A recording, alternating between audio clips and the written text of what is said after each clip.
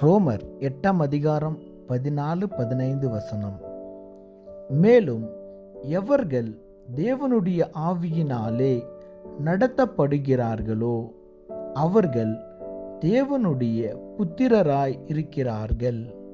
அந்தபடி திரும்பவும் பயப்படுகிறதற்கு நீங்கள் அடிமைத்தனத்தின் ஆவியை பெறாமல் அப்பா பிதாவே என்று கூப்பிட பண்ணுகிற புத்திர சுவிகாரத்தின் ஆவியை பெற்றீர்கள்.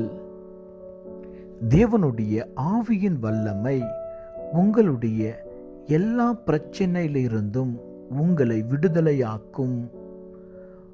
சரியான தீர்மானங்களை எடுக்க தேவ வல்லமை உங்களுக்கு உதவி செய்யும். நீங்கள் ஒரு வெற்றியுள்ள கிறிஸ்துவ வாழ்க்கையை வாழ தேவன் உதவி செய்வார்.